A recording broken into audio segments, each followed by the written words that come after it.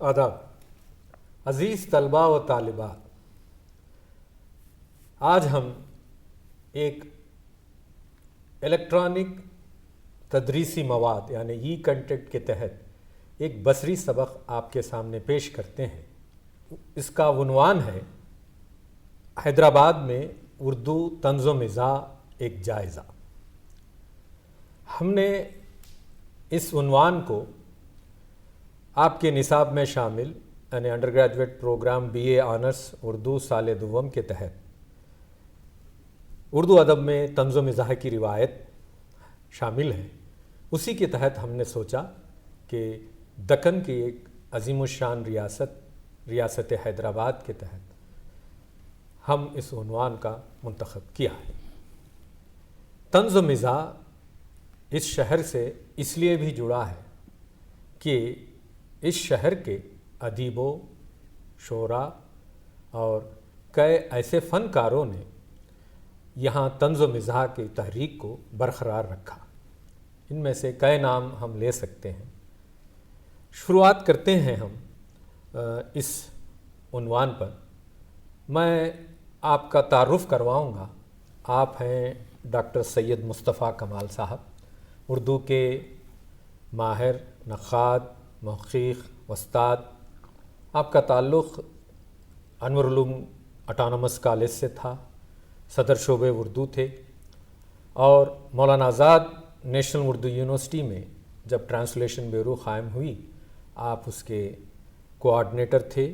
کئی اردو کے کتابوں کا، انگریزی کتابوں کا اردو میں آپ نے ترجمہ کروایا۔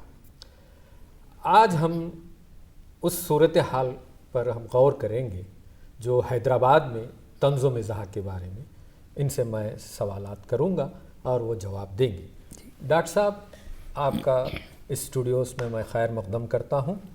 آپ سے سب سے پہلا میرا سوال یہ ہے کہ آزادی سے پہلے حیدرآباد میں طنز و مزاح کی صورتحال کیا تھی؟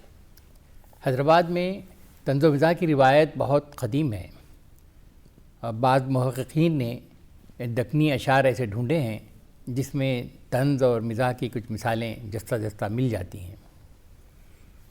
تاہم ہم اگر نقطۂ آغاز کہیں تو اودھ پنچ کے آغاز کے بعد حیدرآباد میں اس کے اثرات طنز و مزاح لکھنے کے جو نئے تخلیق کار سامنے آئے اس بارے میں گفتگو کر سکتے ہیں۔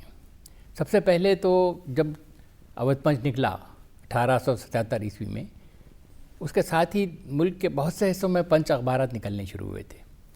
تو خود حیدرآباد میں ایک دکن پنچ نامی ایک رسالہ تھا جو اودھ پنچ کے آغاز کے 10 سال بعد 1887 میں وہ شائع ہونے لگا تھا، اور یہ پنچ روایت کو لے کے آگے بڑھا، لیکن بعد میں ایک 10-12 سال کے بعد اس کو روزنامہ بنایا گیا اور سنجیدہ اخبار کے طور پہ وہ اخبار جو ہے چلنے لگا۔ اس کے بعد بھی آپ کو ایسے نام نظر آتے ہیں بہت سارے جنہوں نے شعر اور نثر دونوں میں طنز اور مزاح کی روایت کو اپنایا، اور طنز و مزاح میں بہت سی ایسی چیزیں سامنے آئیں جس کا پورے ملک میں جس کو لوگوں نے پڑھا، اخباروں کے ذریعے ملک کے مختلف حصوں میں ان کی تحریریں پہنچتی رہی ہیں۔ ابتدا میں جو لوگ لکھ رہے تھے اس میں آوارہ، ناکارہ، عصمت اللہ بیگ، عظمت اللہ خان، فرحت اللہ بیگ، یہ بہت اہم نام ہیں کیونکہ فرحت اللہ بیگ نے اردو میں خاکہ نگاری کا آغاز کیا تھا، اور کافی دن وہ تھے تو وہ دلی کے، لیکن حیدرآباد میں کئی برس وہ رہے، ملازم تھے وہ، اور کافی ترقی بھی انہوں نے کی۔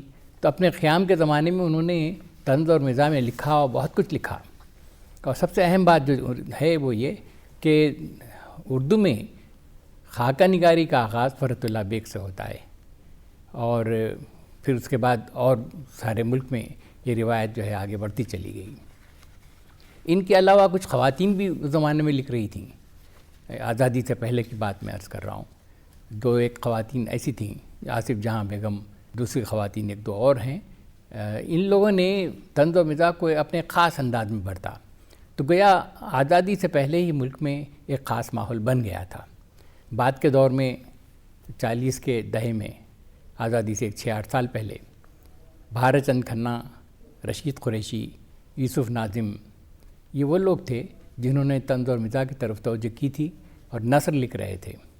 اس کے علاوہ ایک اور خاص بات ہے کہ جامعہ عثمانیہ کے قیام کے بعد کچھ لوگوں کو احساس ہوا کہ دکنی زبان میں بڑی توانائی ہے، ہم کو چاہیے کہ دکنی میں شعر کہیں، تو چنانچہ نذیر دیخانی، اعجاز حسین کھٹا، علی صاحب میاں، یہ 3 نام ایسے سامنے آتے ہیں جنہوں نے دکنی میں مزاح کے شعر لکھے اور دکنی مزاح کو نئے زمانے میں فروغ دیا گیا۔ گویا ایک طرح سے دکنی زبان کا یہ احیاء تھا۔ ایک طویل عرصے سے مغلیہ سلطنت کے گولکنڈے پہ حملے کے بعد سے دکنی کا استعمال ختم ہو گیا تھا، تو کئی سال کے بعد یہ روایت سامنے آئی کہ دکنی میں لکھا گیا، اور اب کی بار جو دکنی میں لکھا گیا تو وہ طنز اور مزاح کے ذریعے اپنی بات یہ شعراء کہنے لگے تھے۔ کافی شہرت بھی ان لوگوں کو ہو گئی تھی۔ اسی زمانے میں مخدوم بھی عثمانیہ یونیورسٹی میں طالب علم تھے، انہوں نے بھی ایک نظم لکھی تھی، بہت مشہور ہوئی تھی، وہ بھی ایک طرح سے مزاح میں لکھی گئی تھی۔ تو جامعہ عثمانیہ نے جہاں بہت ساری تہذیبی اقدار کی حفاظت کی، تو ساتھ ساتھ طنز و مزاح کے استحکام کے لیے اور طنز و مزاح کے فروغ کے لیے بھی وہاں ایک ایسا خاص ماحول بنا کہ ہم دیکھتے ہیں کہ ملک کے اور علاقوں سے پیچھے نہیں رہے حیدرآباد کے لوگ۔ بعض لوگ یہ سمجھتے ہیں کہ جمہوریت نہیں تھی اس لیے طنز کرنا مشکل تھا، پھر بھی مزاح سے کام لیا جا سکتا ہے، لیکن یہ بات صحیح نہیں ہے۔ ان طنز و مزاح نگاروں نے بہت آزادی کے ساتھ، اعتماد کے ساتھ، کسی ڈر اور خوف کے بغیر سماجی موضوعات پر لکھا۔ انسان کے جو اپنے مسائل ہیں مختلف قسم کے روزمرہ مسائل، اس کو بنیاد بنا کر طنز و مزاح کی ایک نئی روایت ڈالی گئی۔ تو جامعہ عثمانیہ کے ساتھ ہی یہ نیا طرز طنز و مزاح کا حیدرآباد میں آگے بڑھتا رہا۔ تو اس طرح جو سوال آپ کا ہے تو اس میں آپ کو اندازہ ہوا ہوگا کہ آزادی سے پہلے ایک خاص طرح کا ماحول طنز و مزاح کے فروغ کے لیے حیدرآباد میں بن چکا تھا۔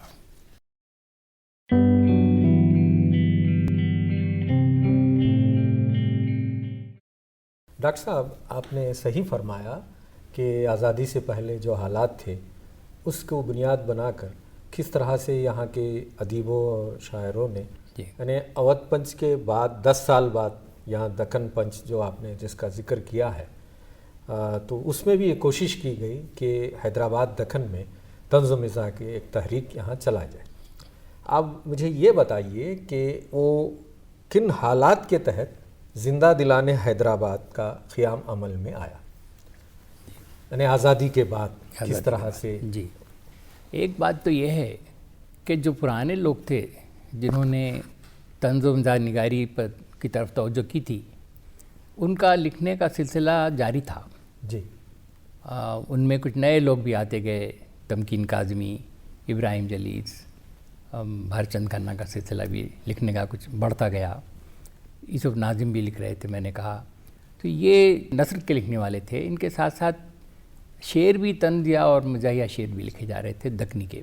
48 سے پہلے جو لوگ لکھ رہے تھے ان میں کچھ اور اضافہ ہوا، دکنی کے نئے لکھنے والے بھی پیدا ہوئے، جن میں سب سے زیادہ مشہور جو شاعر تھے وہ سرور ڈنڈا تھے۔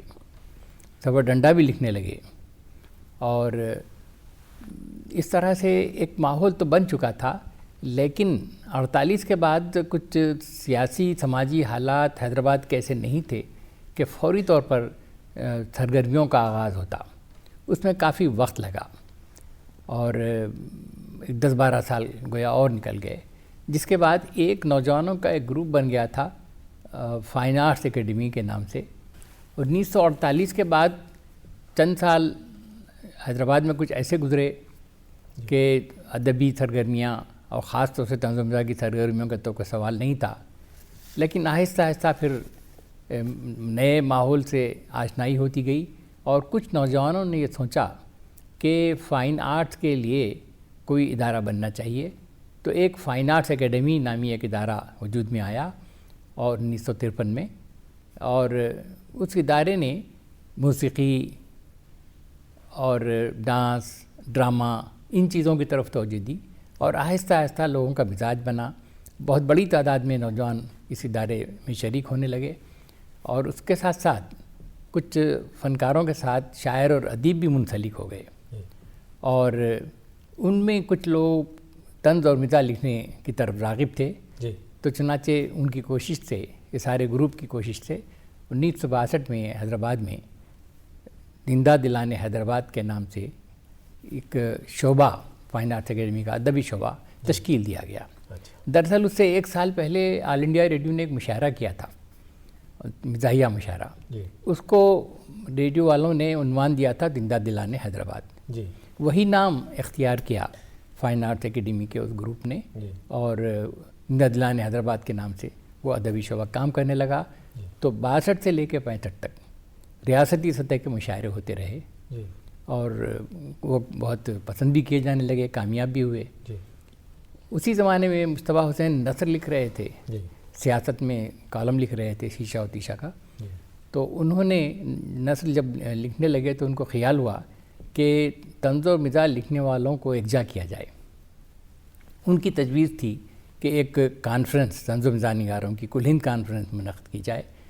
وہ کانفرنس پہلے حلقہ ارباب ذوق کی طرف سے ہونے والی تھی، لیکن بعد میں زندہ دلان حیدرآباد کو اس میں شریک کیا گیا، اور پھر کانفرنس 1966 میں ہوئی، بہت ہی کامیاب کانفرنس، سارے ہندوستان سے لوگ آئے تھے۔ مئی کا مہینہ تھا، مئی کے مہینے میں بالکل، اور کرشن چندر اس کے صدارت انہوں نے کی تھی، مخدوم محی الدین بھی تھے، اور ملک بھر سے طنز و مزاح نگار یکجا ہوئے۔ احمد جمال پاشا تھے، ان کی بیوی ثورت جمال بھی مزاح لکھتی تھیں، اور سلمہ صدیقی تھیں، یوسف نادم تھے، کئی لوگ تھے ادیبوں اور شاعروں میں۔ تو یہ 3 روزہ پروگرام بہت ہی کامیاب رہا۔ تو 1966 میں زندہ دلان حیدرآباد ایک طرح سے قومی سطح پر اس کو ریکگنائز کیا گیا، اور لوگوں نے دیکھا کہ بہت اچھے انداز میں یہاں تقاریب ہو رہی ہیں، اور پھر یہ سلسلہ ہر سال جاری رہا۔ اس کانفرنس کے بعد 67 سے آج تک سالانہ تقاریب منعقد ہوتی ہیں، جس میں ادبی اجلاس بھی ہوتا ہے اور مشاعرہ بھی ہوتا ہے۔ ادبی اجلاس میں سینکڑوں کی تعداد میں لوگ شریک ہوتے ہیں، اور یہ واحد ادارہ ہے جو اس طرح کی تقاریب منعقد کرتا ہے، اور لوگ نثر کو سنتے ہیں ایسے جیسے کوئی مشاعرہ سن رہے ہوں، اور بار بار جملے سنے جاتے ہیں۔ تو یہ جو ماحول ہے اس نے زندہ دلان حیدرآباد کو کافی شہرت دلائی، اور ملک ہی نہیں بلکہ عالمی سطح پر لوگوں نے اس ادارے کو پسند کیا، اور تقاریب آج بھی بڑے شاندار پیمانے پہ منعقد ہوتی ہیں۔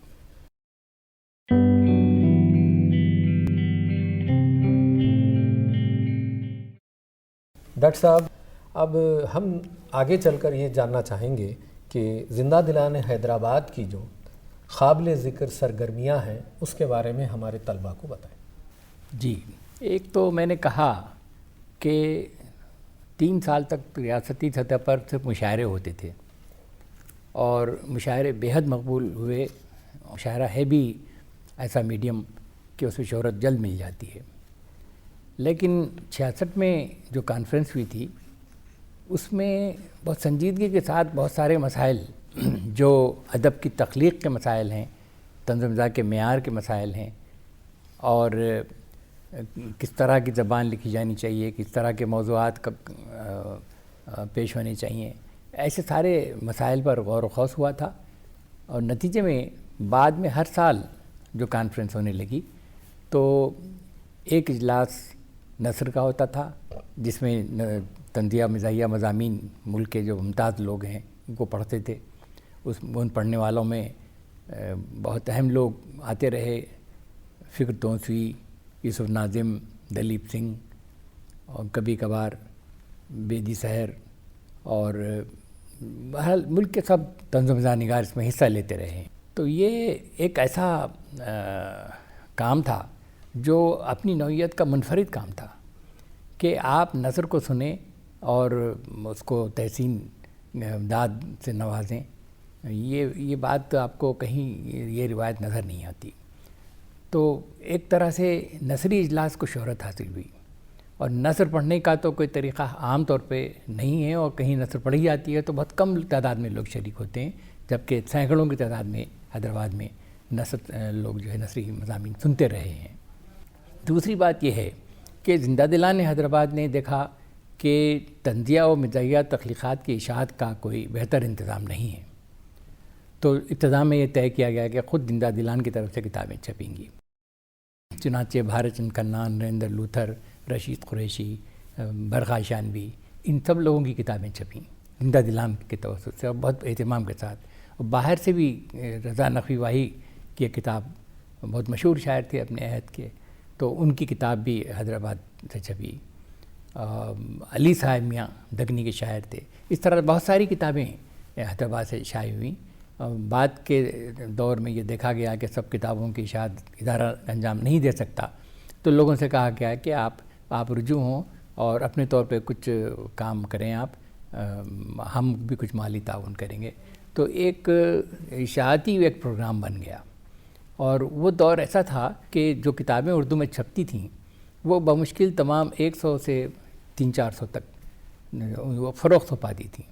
لیکن طنز و مزاح کی جو کتابیں ہم نے شائع کی تھیں تو سب 1000-1200 سے کم نہیں ہوتے تھے، اور 2-4 مہینوں میں وہ کتابیں ختم بھی آتی تھیں. تو اس طرح جو اشاعتی پروگرام تھا وہ بھی ہم لے کے آگے بڑھتے رہے. دوسری بات یہ ہے کہ سالانہ قومی پروگراموں کے بعد نریندر لوتھر صاحب جو ہمارے صدر تھے، انہوں نے تحریک پیش کی تھی کہ ایک ورلڈ ہیومر کانفرنس منعقد کی جائے. چنانچہ 1985 میں ایک کانفرنس ایسی ہوئی حیدرآباد میں.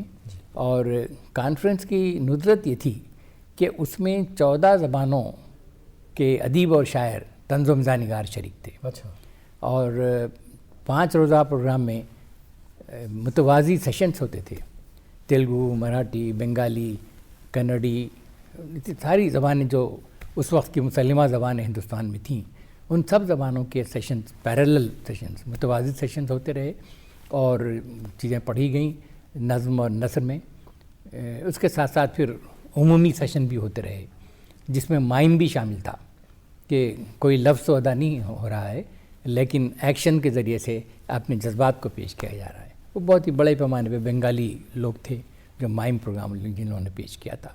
پھر کارٹون، پورے ہندوستان میں کارٹون سازی کا کیا رجحان ہے، کس طرح سے انسان کے مسائل کو، انسان کے دکھ درد کو کارٹون کی توسط سے پیش کیا جاتا ہے. اخباروں میں کارٹون کا مقام کیا ہے اور کارٹون کس حد تک عام جو ریڈر ہیں، پڑھنے والے ہیں، ان کو متاثر کرتا ہے.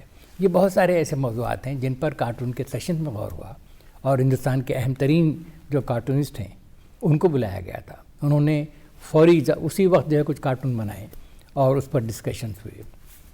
اس طرح سے زندہ دلان حیدرآباد کی جو سرگرمیاں ہیں وہ محدود نہیں ہیں. وہ ہر طرح سے ہر بات کو جو جس میں طنز اور مزاح کا عنصر ہو وہ اس کو آگے بڑھانے کی کوشش کرتے ہیں. ایک بھی بات ہے کہ جوک سیشن، ورلڈ ہیومر میں بھی جوک سیشن رکھا گیا تھا عالمی سطح کا، لطیفہ گوئی کی میں، اور ہر سال بھی لطیفے کی محفلیں منعقد ہوتی ہیں.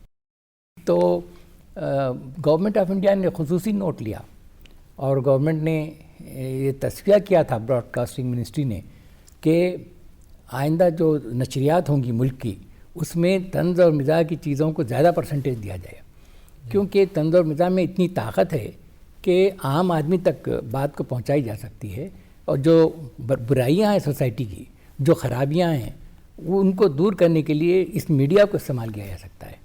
اس سے اتفاق کیا گیا. تو اس طرح کئی ایک پہلو ہیں جن کو لے کے ادارہ آگے بڑھتا رہا ہے.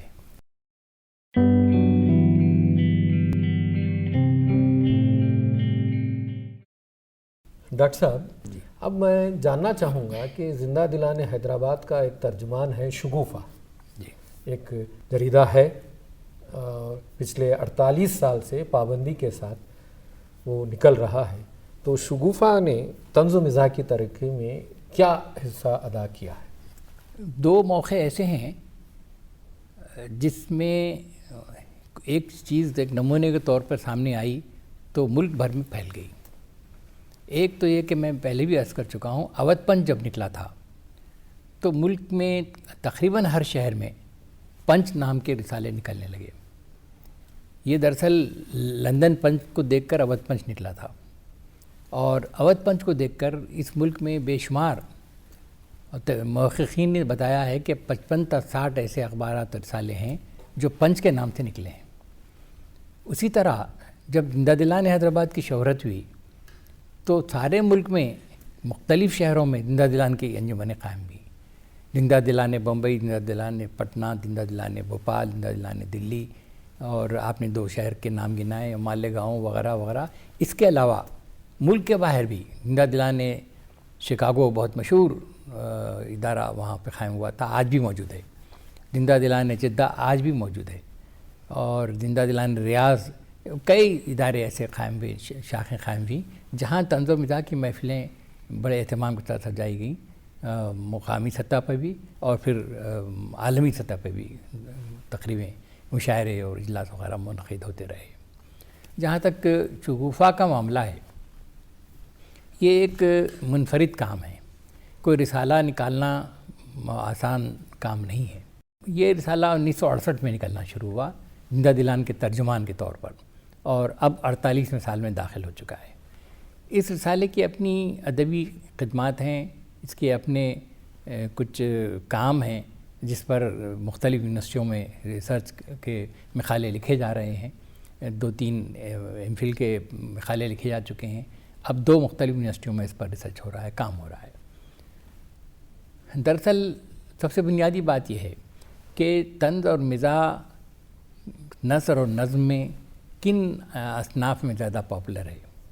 آپ اگر شگوفہ دیکھیں تو اس بات کو بہتر طور پر سمجھ سکتے ہیں کہ نثر میں پہلے بہت مشکل سے انشائیے اور مضامین لکھے جاتے تھے پہلے ابتدا میں، بعد میں انشائیے بھی سامنے آئے، لیکن سفر نامے، رپورٹاز، رپورٹیں وغیرہ وغیرہ، یہ اس کا رواج شگوفہ کے اجرا کے بعد ہوا، اور اس طرح سے نظم میں بھی تمام اصناف میں شعر لکھے جانے لگے، طنزیہ و مزاحیہ شعر۔ اور پھر ایک مہم شروع کی گئی تھی کہ طنز و مزاح ادب میں دوسرے درجے کی چیز ہے، تو اس کے خلاف بھی آواز اٹھائی گئی، اور پھر یہ ثابت کیا گیا کہ ایسا نہیں ہے۔ ایک طنز و مزاح کی کانفرنس دہلی اردو اکیڈمی والوں نے رکھی تھی، تو قرۃ العین حیدر نے اس میں کہا تھا کہ 300 سال سے طنز اور مزاح کے عناصر جو اردو کی شاعری میں نظر آتے ہیں، ادب میں نظر آتے ہیں، اور اس میں پوری گنجائش موجود ہے کہ ایسی چیزیں لکھی جائیں جو ادب عالیہ کا ایک حصہ ہو سکتی ہوں۔ تو قرۃ العین حیدر جیسی مصنف یہ مانتی تھی کہ طنز و مزاح ادب عالیہ کا ایک حصہ ہے، اور یہ سارا جو ماحول بنا اس میں شگوفہ کا یقیناً بہت بڑا کام ہے۔ اور پھر یہ کہ نئے لکھنے والوں کو شگوفہ نے پیدا کیا۔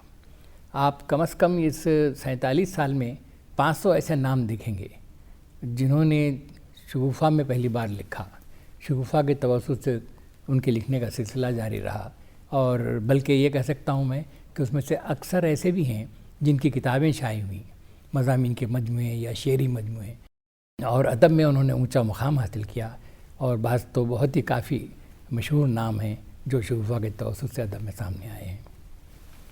مصطفیٰ حسین ایک بہت بڑا نام ہے۔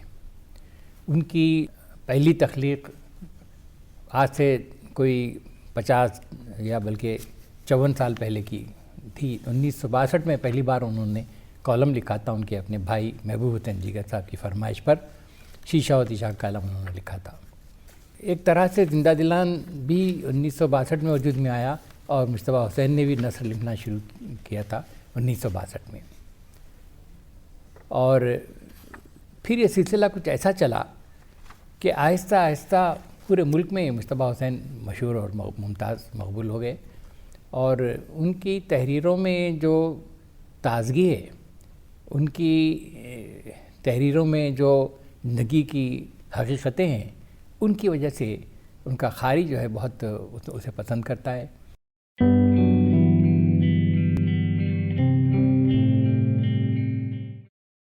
ڈاکٹر صاحب، مصطفیٰ حسین نے حیدرآبادی دوستوں کے اوپر بھی خاکے لکھے، خاص کر ایبس روڈ پہ ہوٹل اورینٹ جو تھا، جس میں شاستم کنت، مخدوم اور کئی شعراء بیٹھتے تھے، اور وہ ایک مرکز تھا ادیبوں کا اور شاعروں کا، اس پر بھی انہوں نے خاکے لکھے ہیں۔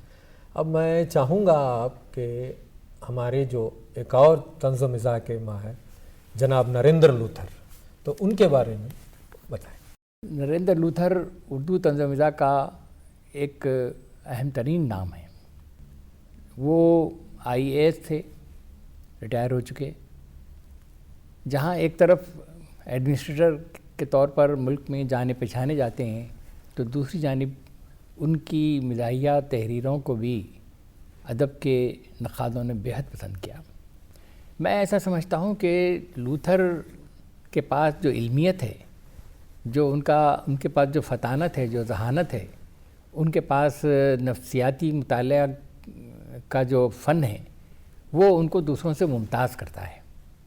نریندر لوتھر نے عنوانات بھی بالکل، موضوعات بھی بالکل نئے چنے۔ حیدرآباد کا جغرافیہ، حیدرآباد کا جغرافیہ تو سب کو معلوم ہے، تاریخ بھی سب جانتے ہیں، لیکن اس کو دونوں کو ملا کے انہوں نے جو جغرافیہ لکھا، تو ایک زمانے میں کسی نے لاہور کا بھی لکھا تھا، لیکن لوتھر کے ہاں جو حیدرآباد کا جغرافیہ ہے، وہ پڑھنے کے بعد ایسا احساس ہوتا ہے کہ ایک نئے حیدرآباد کو انہوں نے گویا ہمارے سامنے پیش کر دیا۔ انہوں نے پہلے افسانے لکھے تھے، بند کواڑ، اس میں 3 یا 4 افسانے ایسے تھے جس میں طنز اور مزاح حاوی تھا۔ اس کے بعد ہم لوگوں نے ان سے شگوفہ کے لیے اور پھر امداد جان کے تخاری میں پڑھنے کے لیے ان سے فرمائشیں کیں، تو وہ آنے لگے۔ آہستہ آہستہ وہ طنز و مزاح کی طرف زیادہ راغب ہوئے، تو پھر ان کا ایک مجموعہ چھپا مضامین کا مزاج پرسی، پھر اس کے بعد تیسرا الف تحاشا، پھر وہ امریکہ گئے تو انہوں نے ایک سفرنامہ لکھا، کولمبس، جی ہوائی کولمبس، ہاں کولمبس تو وہ ہوائی نہیں تھے یہ تو ہوا سے انہوں نے سفر کیا تھا۔ تو بہرحال لیکن سفر نامے میں بھی ہر بات کو دیکھنے، سمجھنے اور اس کا تجزیہ کرنے کا جو ان کا انداز ہے وہ بالکل مختلف ہے۔ سفر نامے بہت لکھے گئے ہیں، طنز اور مزاح میں بھی لکھے گئے ہیں سفر نامے، لیکن نریندر لوتھر کا جو سفر نامہ ہے وہ ان کو بالکل الگ امتیازی حیثیت اس کو حاصل ہے۔ اس پہ زیادہ گفتگو نہیں ہوئی، مجھے افسوس یہ ہے، گفتگو ہونی چاہیے تھی، اتنی گفتگو نہیں ہوئی، اتنا اس کا جائزہ تجزیہ نہیں کیا گیا۔ تو مجموعی طور پر نریندر لوتھر ایک بہت اہم ترین نام ہے اردو طنز و مزاح کا۔ ادھر بہت دنوں سے وہ کچھ لکھ نہیں رہے ہیں، لیکن میں سمجھتا ہوں کہ آج بھی اگر وہ توجہ فرمائیں تو اچھی چیزیں اردو ادب کو دے سکتے ہیں۔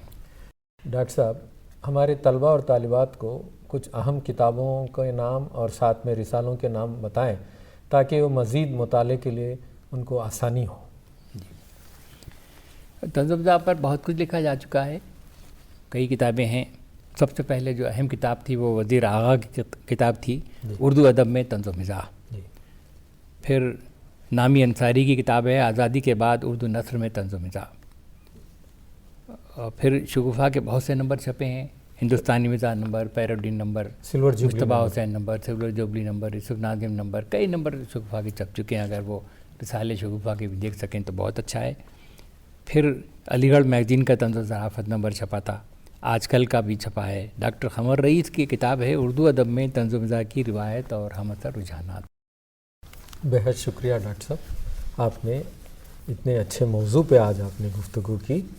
عزیز طلباء اور طالبات، آپ ان کتابوں کا مطالعہ ضرور کریں۔